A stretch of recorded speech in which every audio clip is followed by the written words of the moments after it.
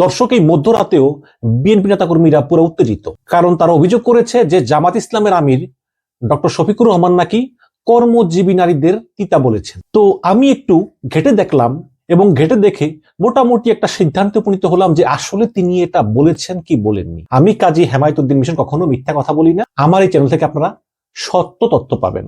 এখন প্রশ্ন হচ্ছে যে আসলেই কি জামাত ইসলামের আমির ডক্টর শফিকুর রহমান নারীদেরকে তিতা বলেছেন কিনা। আমি একটু প্রথম থেকে শুরু করি, প্রেক্ষাপটটা জানলে আপনাদের একটু বুঝতে সুবিধা হবে। বিএনপির নেতাকর্মীরা তারা একটি টুইটারের স্ক্রিনশট শেয়ার করতেছেন এবং সেখানে যেটা লেখা আছে সেটা কিন্তু আসলে আপত্তিকর।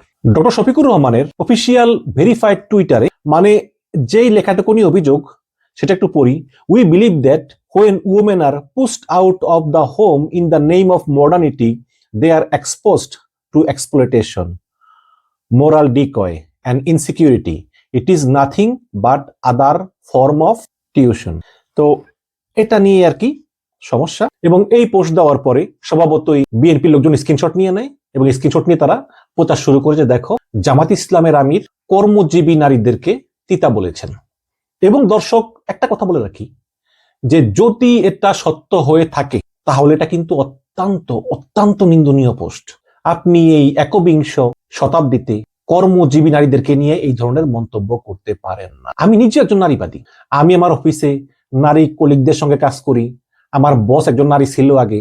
আমি কখনোই আমার এমন মনে হয়নি যে আমার বস নারী না হয়ে পুরুষ হলে বোধহয় কাজটা আরো ভালো হতো না। আমি নিজে কর্মক্ষেত্রে নারী পুরুষ আলাদা করে দেখি না এবং দেখা উচিত না। আল্লাহ পাক নারী পুরুষকে সমান সমানভাবে বানিয়েছেন এবং সমভাবে তারা দায়িত্ব পালন করবে, এটাই হচ্ছে নিয়ম। তো এখন আবার সে একই প্রশ্ন যে আসলেই জামাত ইসলামের আমির তিনি এই পোস্টটা দিয়েছিলেন কিনা। যদিও এটাও সত্য যে এই পোস্টটা করা হয়েছে জামাত ইসলামের আমির ডক্টর শফিকুর রহমানের ভেরিফাইড টুইটার অ্যাকাউন্ট থেকে। কাজে এখন প্রশ্ন হচ্ছে যে ভেরিফাইড টুইটার অ্যাকাউন্ট থেকে যেই পোস্টটা হলো সেই পোস্টটা নিয়ে কি কোনো সন্দেহ করার কারণ আছে? একটু পরেই জামাত ইসলামের আমির আবার সেম টুইটার অ্যাকাউন্ট থেকে একটা পোস্ট দিয়েছেন। তিনি লিখেছেন যে important announcement, we wish to clarify that the account of the Amir Jamaat was recently hacked and content was posted that was falsely attributed to him. আমিরে জামাতের টুইটার অ্যাকাউন্টটা হ্যাক হয়ে গেছিল এবং এখানে যে পোস্ট করা হয়েছে সেই পোস্টে জামাতের আমিরকে মিথ্যাভাবে রিপ্রেজেন্ট করছে। Necessary steps has been taken. Our opponents may try every tactic, but we will remain focused on a positive, principled campaign for the people and the future of Bangladesh. যে বলতেছে যে BNP লোকজন তো এটা নিয়ে propaganda করবে, but আমরা positive থাকবো। আমরা নির্বাচনের দিকে এবং জনগণের দিকে, দেশের দিকে আমরা ফোকাস রাখার চেষ্টা করব। তো এখানে স্পষ্ট বলা হচ্ছে যে এই টুইটার অ্যাকাউন্টটা হ্যাক হয়ে গিয়েছে। এখন এই টুইটার অ্যাকাউন্ট হ্যাক হলো কি হলো না এটা আমরা বুঝবো কিভাবে? মিথ্যাও তো বলতে পারে। হয়তো এমন হতে পারে যে একটা পোস্ট দিল, দেওয়ার পরে মনে হলো যে না এটা তো ঠিক হয়নি, সমালোচনার মুখে আবার নিজে ডিলিট করে বললো আবার হ্যাক হয়েছে, এমন হতে পারে না? হতে পারে, কিন্তু এখানে কিছু ব্যাপার আছে। ব্যাপার হচ্ছে যে জামাত ইসলামের আমিরের ফেসবুক এবং টুইটার এই দুটো অ্যাকাউন্ট থেকে কিন্তু প্রতিদিন সেম পোস্টগুলো দেওয়া হয়। হ্যাঁ, টুইটারে পোস্টগুলো ইংরেজিতে দেওয়া হয়, কারণ টুইটার বাংলাদেশিরা কম ব্যবহার করে, বিদেশিরা কিন্তু প্রচুর ব্যবহার করে, বিদেশে অনেক জনপ্রিয়। এই জন্য টুইটারের পোস্টগুলো ইংরেজিতে হয় আর ফেসবুকের গুলো বাংলাতে হয়। হ্যাঁ, তিনি যেখানে যেখানে যান, যেসব অ্যাক্টিভিটিস গুলো করেন সবই কিন্তু টুইটারে এবং ফেসবুকে একই সঙ্গে পোস্ট করা হয়, টুইটারে ইংরেজিতে, ফেসবুকে বাংলায়। কর্মজীবী নারীদেরকে তিতা বলা নিয়ে যে এই পোস্টটা, এটা শুধু টুইটারে দেওয়া হলো কেন? কেন ফেসবুকে দেওয়া হলো না? বিএনপির ভাইয়েরা টুইটারের স্ক্রিনশট পাইলেন, ফেসবুকেরটা কেন পাইলেন না? পাইলেন না এই কারণে যে এই পোস্টটা ফেসবুকে দেওয়াই হয় নাই এবং বাংলাদেশের 73% বাজার হচ্ছে ফেসবুকের দখলে। সুতরাং ফেসবুকে যদি এই ধরনের পোস্ট হতো নিশ্চয়ই আপনাদের কাছে স্ক্রিনশট থাকতো। যেহেতু স্ক্রিনশট নাই, বোঝা যায় যে এই পোস্টটা আসলে ফেসবুকে দেওয়া হয়নি, দেওয়া হয়েছে শুধু টুইটারে। তো সেক্ষেত্রে টুইটার যদি হ্যাক হয়ে যায় এবং বর্তমানে বহির্বিশ্বে এমন বড় বড় হ্যাকার আছে যাদের কাছে অনেক কিছুই সম্ভব যদি সিকিউরিটি দুর্বল থাকে। হয়তোবা টুইটারের সিকিউরিটি সবল ছিল না, দুর্বল ছিল, কিছুক্ষণের জন্য হ্যাক হয়ে গিয়েছিল এবং ফেসবুকটা হ্যাক করতে পারেনি, শুধু টুইটারটাই হ্যাক করেছে। হ্যাক করে এমন একটা কিছু লিখে দিয়েছে যাতে এই ভোটের আগে জামাত ইসলাম কত নারী বিদ্বেষী, হ্যাঁ, সেটা প্রমাণ করা যায়। এটা আমার মনে হয়। দ্বিতীয় হচ্ছে যে আমরা যারা দীর্ঘদিন ধরে রাজনীতির সঙ্গে জড়িত, আমরা তো আমির জামাতকে চিনি, আমরা তারেক রহমানকেও চিনি, শফিকুর রহমানকেও চিনি, দুজনেই খুব ভালো মানুষ। আমি মনে করি শফিকুর রহমান এই ধরনের কথা বলতে পারেন না। হ্যাঁ, তার দলের ভিতরে অনেকে আছে অন্য মাইন্ডের, যেমন একজন আমি দেখলাম বললো যে আমরা পর্যায়ক্রমে বিধর্মীদেরকে এই দেশের পার্লামেন্টে রাখবো না। এখন বিধর্মী বলতে উনি কি বোঝাচ্ছেন আমি জানি না। আবার একজন শিবির নেতা বলতেছে প্রথম আলো ভাঙ্গ, ডেইলি স্টার, ছায়ানট, উদিচি, এই ধরনের বিভিন্ন কথা আছে। কিন্তু জামাত ইসলামের ভিতরে সবচেয়ে লিবারেল, সবচেয়ে উদারপন্থী নেতাই হলো কিন্তু ডক্টর শফিকুর রহমান এবং নায়েবে আমির আব্দুল্লাহ মোহাম্মদ তাহের। কিন্তু জামাত ইসলামের সবাই যে একই মনোভাব পোষণ করে তা কিন্তু না, কিন্তু এরা সবচেয়ে লিবারেল। এবং জামাত ইসলামের আমির তিনি যা বলার কিন্তু সরাসরি বলে দিয়েছেন, তিনি কোনো রাগঢাক রাখেননি। আল জাজিরার সাংবাদিক শ্রীনিবাসন জৈনকে তিনি বলেছেন যে জামাত ইসলামের আমির পদে নারীদের যাওয়া সম্ভব না, তিনি বলে দিয়েছেন। এবং যখন তাকে প্রশ্ন করা হয়েছিল যে একজনও নারী এমপি ক্যান্ডিডেট নাই কেন, তিনি বলেছেন we are preparing for it, আমরা প্রস্তুতি নিচ্ছি। আবার প্রশ্ন করেছেন, আবারও বলছেন যে আমরা প্রস্তুতি নিচ্ছি, অলরেডি লোকাল ইলেকশনে আমাদের কিছু নারী পার্টিসিপেট করেছে এবং তারা জয়ী হয়েছে এবং ভবিষ্যতে আরো আসবে। তিনি কিন্তু ডিনাই করেন নাই। এখন যেহেতু তিনি ইসলামিক রাজনীতি করেন, সেহেতু তিনি বলেছেন যে জামাতের আমির হওয়া একজন নারীর পক্ষে সম্ভব না। এখন দর্শক, আপনি যদি আমাকে জিজ্ঞেস করেন যে মিশন ভাই আপনি কি মনে করেন যে একজন নারী শুধু নারী হওয়ার কারণে বা একজন পুরুষ শুধু হিন্দু হওয়ার কারণে কোন একটা রাজনৈতিক দলের টপ লেভেল যেতে পারবে না, এটা আপনি সমর্থন করেন কিনা? আমি করি না। আমি অবশ্যই মনে করি যে নারী, পুরুষ, ধর্ম, বর্ণ প্রত্যেকটা নাগরিকের অধিকার আছে প্রত্যেকটি রাজনৈতিক দলের টপ লেভেলে যাওয়ার জন্য। সুতরাং জামাত ইসলামের গঠনতন্ত্রের এই নিয়মটা কিন্তু আমারও পছন্দ না।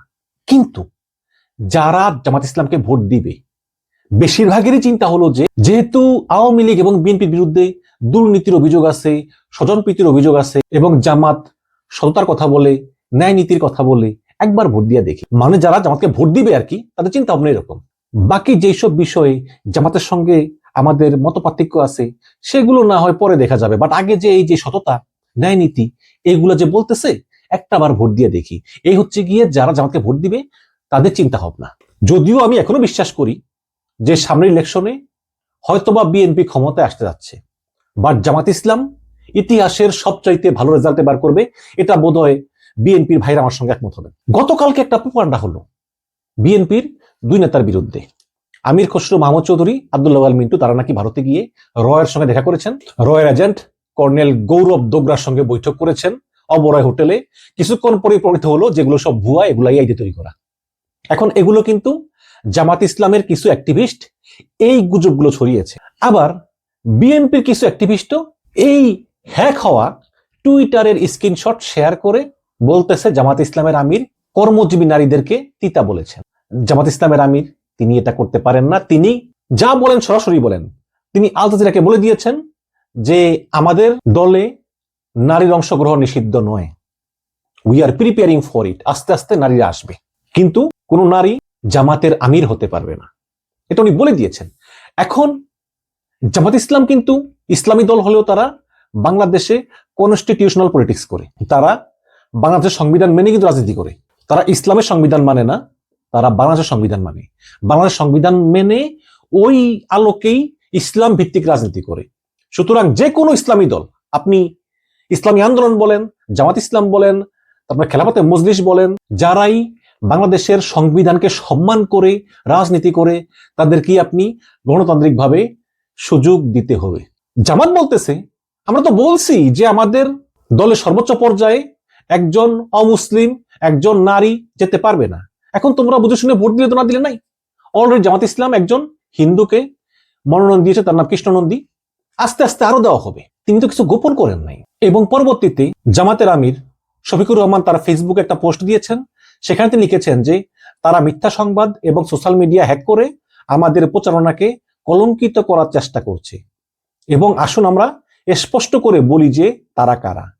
আর যেই দলটি আমাদেরকে কলঙ্কিত করার চেষ্টা করতেছে সেই একই দল যার কর্মীরা হিজাবধারী নারীদেরকে আক্রমণ করছে, আমাদের মা বোনদের সম্মান লঙ্ঘন করেছে এবং জনসম্মুখে নারীদেরকে শারীরিকভাবে মারধর করেছে এবং হুমকি দিয়েছে, যারা ভয়, প্রচারণা এবং অপমানের উপর তাদের রাজনীতি গড়ে তুলেছে, তাদের কাছ থেকে আমরা নৈতিকতা বা গণতন্ত্রের শিক্ষা নেব না। জুলাই বিপ্লবের সময় বাংলাদেশের জনগণ যারা দাঁড়িয়েছিল তারা জানে কিভাবে মিথ্যা তৈরি করা হয় এবং কিভাবে সত্য যাচাই করতে হয়, এবং তাদের আবার প্রতারিত করা যাবে না। তাই আমরা বিভ্রান্ত হব না। আমাদের প্রচারণা ইতিবাচক, নীতিগত এবং ন্যায় বিচার, মর্যাদা এবং জাতির জন্য একটি আশাব্যঞ্জক ভবিষ্যতের উপর দৃষ্টি নিবদ্ধ রাখবে। আমি এটাও স্পষ্ট করে বলতে চাই যে আমাদের দলের সদস্যদের 43% নারী। এটা কোনো স্লোগান নয়, এটা আমাদের বাস্তবতা। নারীদের সম্মান, তাদের মর্যাদাকে সম্মান এবং সমাজে সমান অংশীদার হিসাবে তাদের পাশে দাঁড়ানোর আমাদের দীর্ঘ ইতিহাস রয়েছে। আমাদের নীতিগুলি নারীদের সুরক্ষা, তাদের সুরক্ষা নিশ্চিত করার জন্য এবং বাংলাদেশ গঠনে তাদের কেন্দ্রীয় ভূমিকা স্বীকৃতি দেওয়ার জন্য তৈরি। যে জাতি তার নারীদের অসম্মান করে তারা এগিয়ে যেতে পারে না। আমরা এমন একটি নতুন বাংলাদেশ গড়ে তুলতে প্রতিশ্রুতিবদ্ধ, যেখানে জনগণকে সম্মান করা হবে, নারীদের সম্মান করা হবে এবং ন্যায় বিচার ও জবাবদিহিতার সাথে শাসন করা হবে। এই হচ্ছে গিয়ে আমির জামাতের একটা পোস্ট, তিনি ক্লিয়ার করেছেন যে এটা একটা মিথ্যা প্রচারণা, তার অ্যাকাউন্ট হ্যাক হয়ে গিয়েছিল। এই এবং দর্শক, আমি মনে করি যে এটা হতে পারে এবং আরেকটা বিষয় উড়িয়ে দেওয়া যায় না, সেটা হচ্ছে যে জামাতের আমির শফিকুর রহমান বা বিএনপির চেয়ারম্যান তারেক রহমান, তাদের সোশ্যাল মিডিয়া অ্যাকাউন্টগুলো কিন্তু তারা কন্ট্রোল করে না। তাদের সোশ্যাল মিডিয়া অ্যাকাউন্ট ম্যানেজার আছে, তারাই ওগুলো করে।